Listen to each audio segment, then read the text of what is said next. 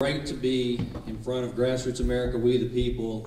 Yeah, I've been here since day one, Doug, and I tell you what, I plan to be here as long as you all are here. Hi, Jesse. Hi. I love Jesse Rasmussen, don't y'all? Thank you. Okay, so I got a new job that most of you know about. I am the East Texas Regional Director for Senator Ted Cruz. And so one of the things that I wanted to do today, Joanne asked me if I would give a Senator Cruz, or as she termed it, a Cruz missile update. And I said I would be more than happy to. And what I wanted to do is take the time, because what I've been, for the last, well, I guess we were all sworn in January 3rd along with Senator Cruz. I had to actually do a swearing in. And I've been trying to make my way through the 35 counties that I represent on behalf of Senator Cruz, and just let folks know what a regional director is. Now, many of you may or may not know this, but Senator Hutchison did not have a regional director in East Texas, and Senator Cruz wanted a presence in East Texas. He knows how important this region is to the state.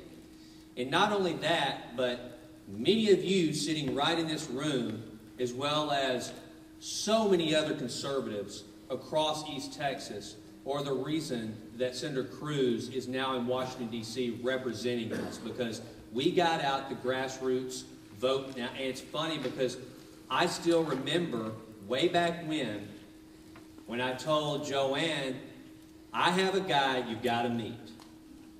And I want to introduce him to Grassroots America, We the People.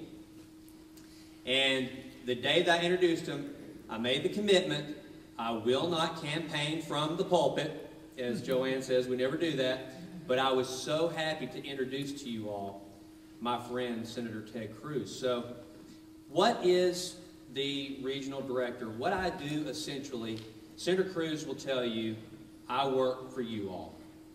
We are ambassadors to Senator Cruz. We are the way that one man responsible for representing 26 million Texans duplicates himself. So when I tell you, it's like Chip Roy, our chief of staff, he says, you are the senator in your region.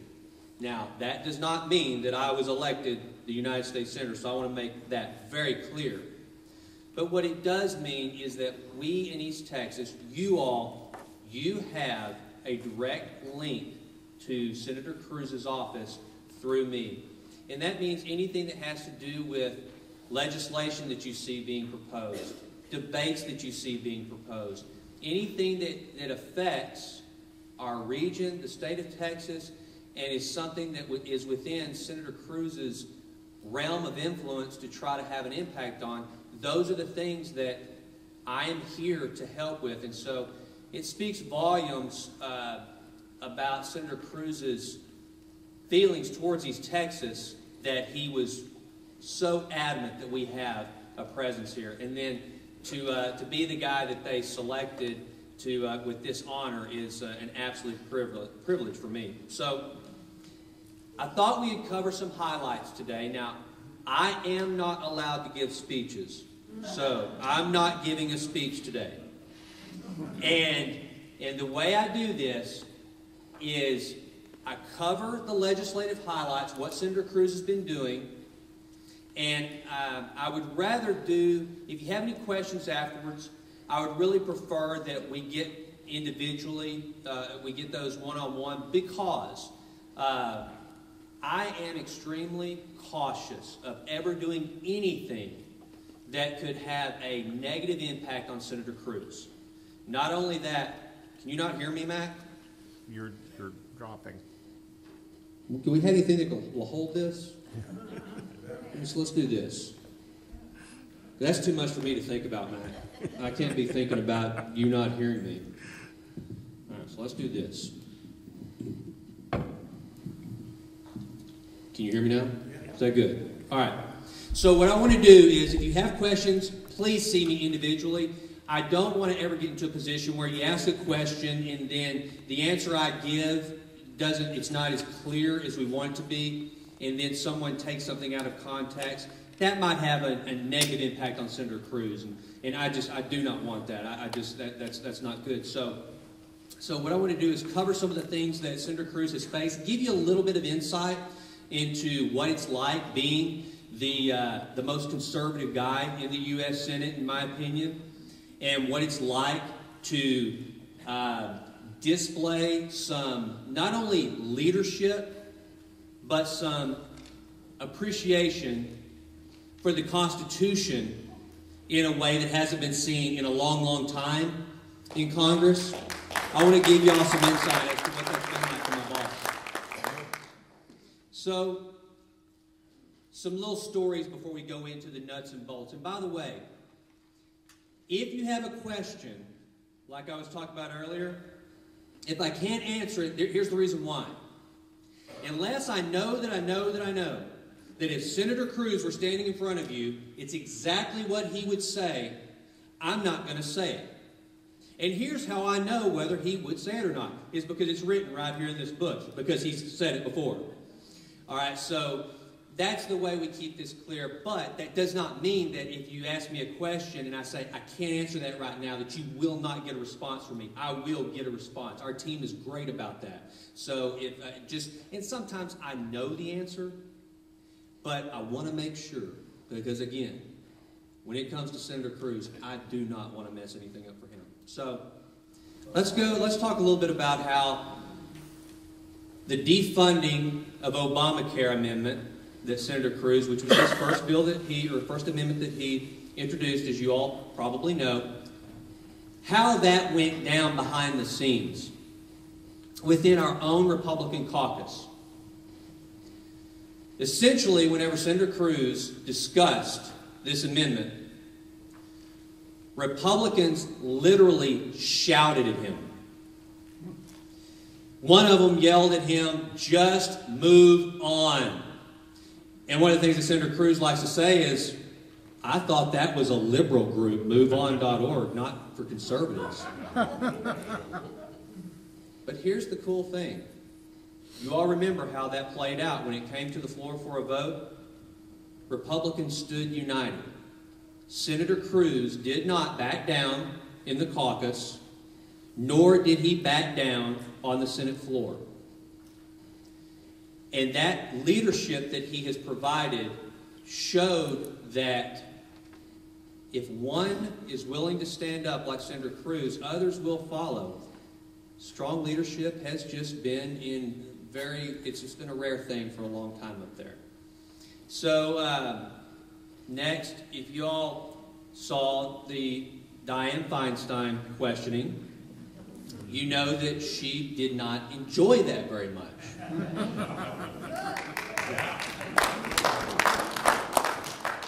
That Constitution is a pesky thing. So, I had the good fortune, all of us, we spoke to Senator Cruz not long after that. And Senator Cruz's take is simply, I didn't raise my voice, I didn't change my tone, and I kept everything about the Constitution. That's it. And I can tell you all that Senator Cruz, what you see, yes, he gets a lot of attention. Right now, it's almost overwhelming. Some of you in this room, you have asked for meetings with Senator Cruz in D.C., or made requests for him to come here. Right now, I'm very happy to say our staff in D.C. is completely overwhelmed.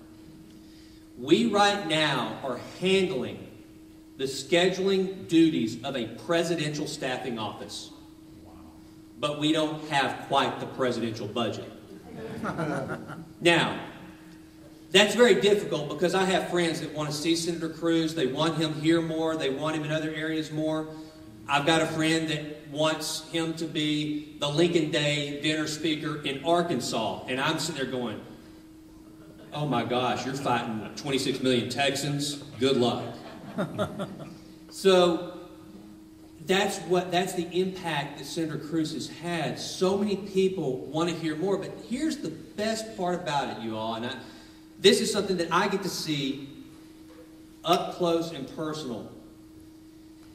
Senator Cruz has not changed one iota.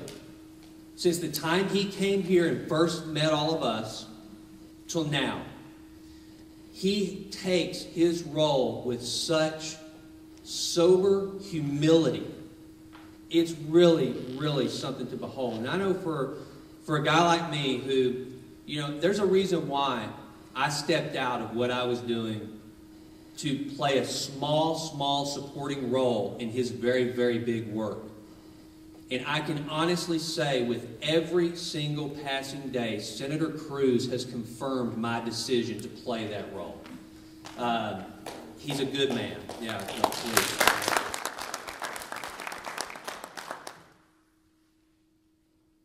Last thing I want to get into before I start talking about some of the specific issues. If anyone should ever ask you, so why does your boss say this? Why does he say that? What's he really all about? It's so simple. And I think that's why it's having the most profound impact. First of all, the first three things that Senator Cruz has on his mind with regard to the big picture. One, he wants to reduce this government spending. Two, significant, meaningful tax reform. And three, cut back on the regulations that are stifling businesses in the free market. That's it. Three things. Those are his primary issues. Now, whenever legislation comes before Senator Cruz, whenever there's a bill or anything being debated, this isn't, for him, it's not just talk. He means this. He believes it. And he's acting on it. The genesis of every decision that he makes as our United States Senator begins with the Constitution. Period. That's his deal. That's why I think that Senator Feinstein had so much of a problem with him, was because literally it was not some pompous, puffed up, ideological speech. It was simply, Senator Feinstein, let's take into consideration the Constitution and how this decision, how this legislation that you're proposing, how it would infringe upon our Constitution. And so that's really, if you ever wonder, well, why did he say that? When your friends ask, I had a guy in Dallas last week, rather liberal guy. We had a great conversation. And he questioned me about why Senator Cruz is doing this or that. And I said, simply put, it's the Constitution. And really, that's where he brings all things to, and is to match up against is how does it line up with the Constitution of the United States. Okay, so let's talk about some of the hot issues that Senator Cruz is involved in. First of all, immigration. So with regard to the Gang of Eight's proposal, this is how Senator Cruz, this is where, as you have probably seen, there's some differences between the boss and some other leading Republicans. Thank heavens. What's that? Thank heavens. Yes. Senator Cruz, while everyone will try to figure out some ulterior motive as to why he's doing it, Senator Cruz is not the go-along to get along kind of guy. He's the... So, the Gang of Eight released their 844-page comprehensive immigration bill last week. We are closely reviewing the bill, and Senator Cruz has expressed reservations with its approach, emphasizing his belief that it is profoundly unfair to give illegal immigrants who have violated the law any advantage over those who have waited and are waiting to go through proper legal channels.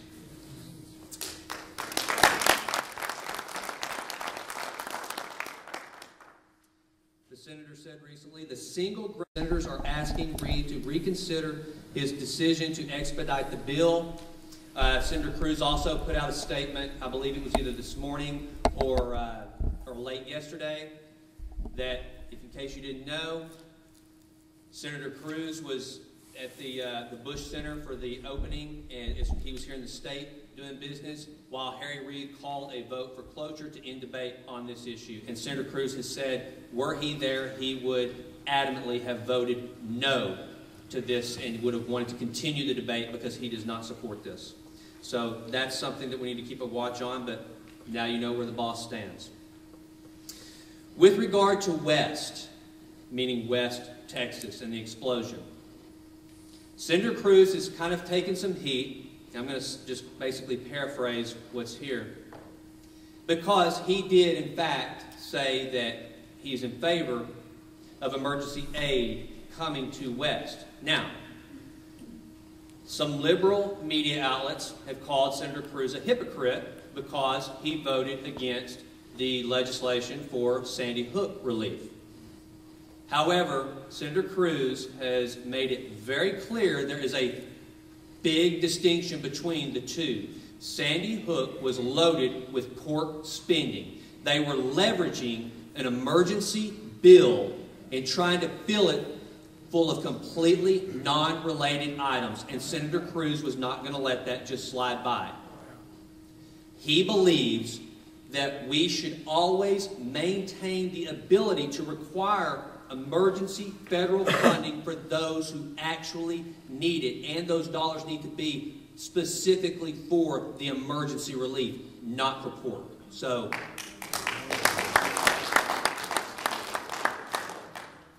if you ever hear, someone saying, well, I see how he picks and chooses, it's very simple.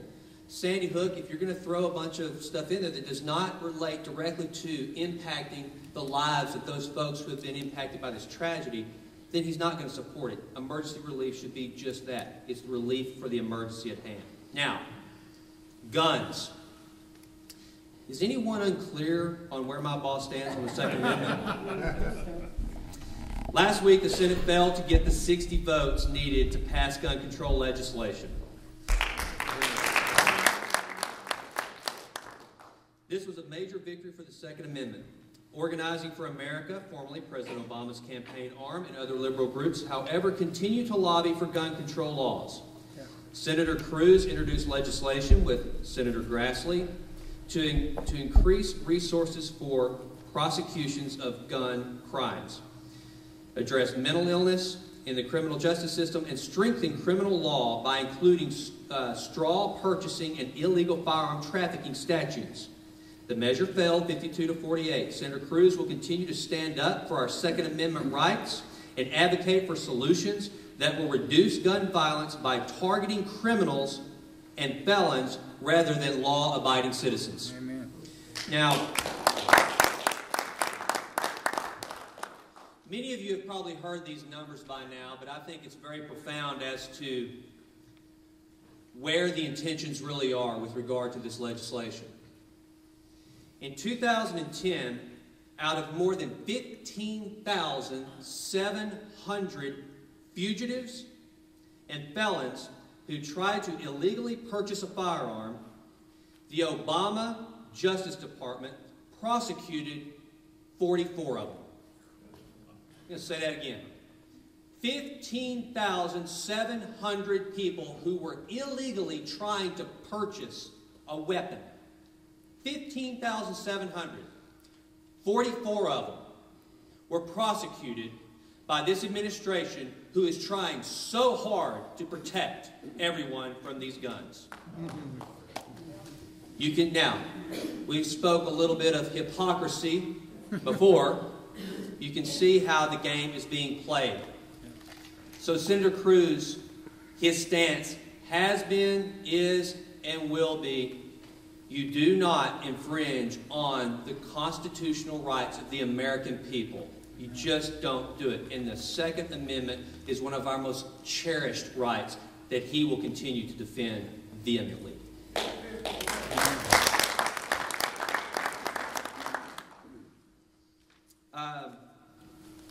Let's see if there's anything in here that I don't want to... Yeah. Okay, here's the last one I want to leave you guys with. I was speaking earlier with Richard about it offline. The FAA furloughs that you've all heard about. Now, if you're following it closely, you probably know that Tyler Pounds Regional Airport has been more impacted than, say, Longview. Well, here's the difference. Some of these control towers are manned by FAA employees and therefore belong to their government union. The, as it turns out, more cost-effective control towers are manned by contract employees. Now, when the 5% across the board sequester cut hit the FAA, there's no new car on the line, but you're smart people. They've got to cut 5%. Do you think they're going to cut that 5% equally amongst FAA employees and contract employees? How did y'all know? Now here's the thing. This was seen, people saw what was going on here locally. I've been in contacts back and forth with our leadership, and it's ridiculous. And so, but they were wondering, why is Senator Cruz not jumping on this? Why is he not supporting? There was one amendment that came out that took to task the difference between, how you should parcel out where the cuts went. Senator Cruz made the excellent point and the right decision that if you take and you've got a 5% across the board cut, and then you start picking and choosing the winners and the losers of that 5% cut, then all of a sudden this becomes a new form of earmarks. Yeah. This is kind of like, passing sweeping legislation to completely overhaul the government's health care system and then giving certain exemptions to special groups. Amen. Yeah. The easiest thing to do is, like my boss has said, is to defund it. Stop trying to pick and choose. Defund the thing because it doesn't work. This is the same deal.